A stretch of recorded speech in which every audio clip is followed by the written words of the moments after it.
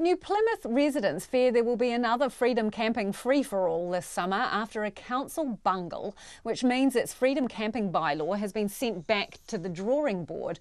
A temporary ban has been lifted and now freedom camping, including without onboard toilets, is again permitted in all but a handful of locations. Our Taranaki Wanganui reporter Robin Martin has more. Last summer, the Waiwakaio river mouth was inundated with as many as 120 freedom camping vehicles each night. This infuriated some locals who were forced to sidestep rubbish and witness campers going through their morning ablutions at the single outdoor shower.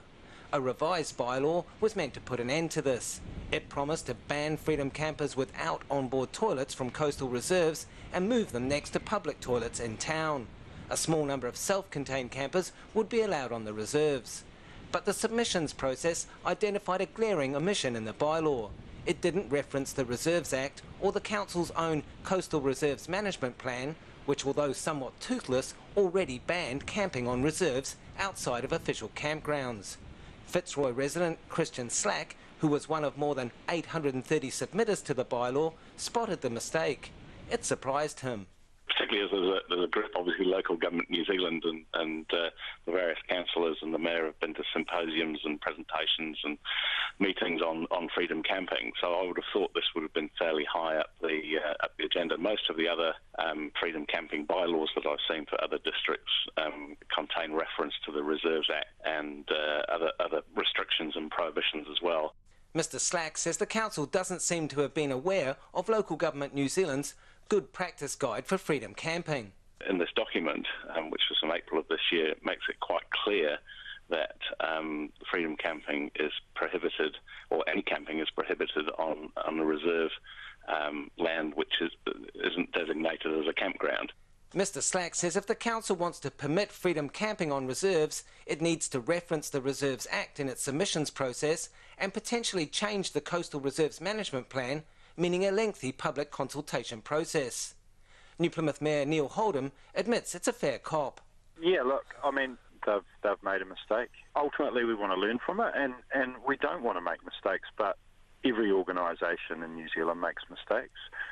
We accept that. That's just the nature of the beast.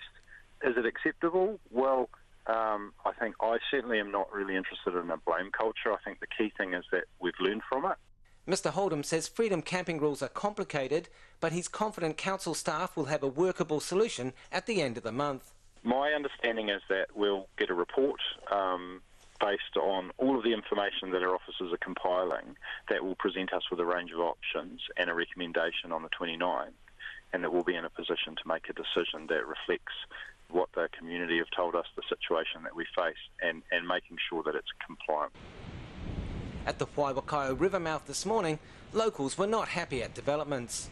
Well, you never know your own rules till they're tested. They should have had it sorted straight after the 31st of October. Well, I think they would have a person who's that should know those bylaws. I find it bullshit, personally.